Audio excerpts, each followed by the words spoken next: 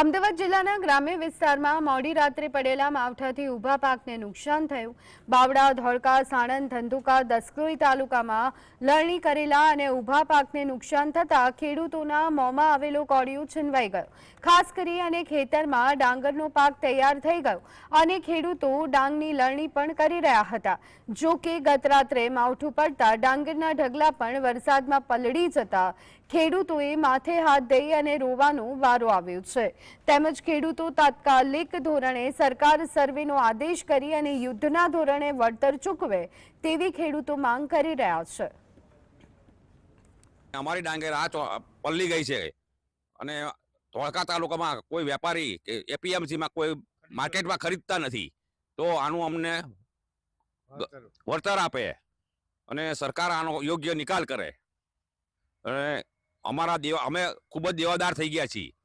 અમારે દવાના પૈસા આપવા, ખાતરના પૈસા આપવા, કોઈ અમારું ગુજરાન ચલાવવું કેવી રીતે ચલાવ? વરસાદ કાલનો ચાલુ છે, હવે અમારો કોઈ ઈલાજ છે નહીં। આ ડાંગર હજુ કાપવાની બાકી છે, ઢગલા પડ્યા છે, કોઈ લેતું નથી।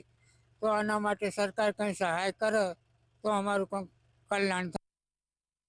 મોડી સાંજે વરસાદ પડતા હવે ખેડૂતો ઉપર આફત આવી પડી છે, જેમાં બાવળા, ધોળકા, સાણંદ, ધંધુકા, ધોળેરા સહિતના પંથકમાં વરસાદના કારણે જે ખેડૂતોનો ઊભો પાક છે, જે ડાંગરનો પાક મુખ્યત્વે છે, તે પલળી ગયો છે। ઘણા ખેડૂતો ડાંગર વાડીને ઢગલા કર્યા છે, તે પણ પલળી ગયા છે। ત્યારે ખેડૂતોની કફોડી સ્થિતિ છે। ત્યારે હાલ આપણે ધોળકાના આંબારેલી ગામે છીએ, ત્યારે દ્રશ્યો જોશું કે અહીંયા ખેડૂતોએ જે ડાંગરનો પાક છે તે વાડીને રાખેલો છે। જે ડાંગર જે છે તે ડાંગરના ઢગલા છે, તમે જોઈ શકશો કે ડાંગરના ઢગલા જે છે તે પલળી ગયા છે, જેના કારણે ખેડૂતો પર આફત આવી ચૂકી છે।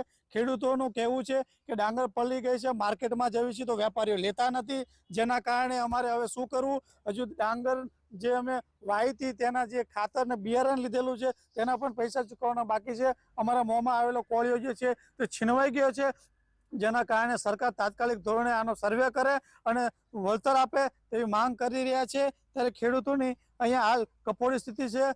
જ્યારે ખેડૂતો જે છે તે પાક તેમનો તૈયાર થઈ ગયો છે, મોંમાં આવેલો કોળિયો છીનવાઈ ગયો છે। કાળુ ચાવડા, GSTV, ધોળકા।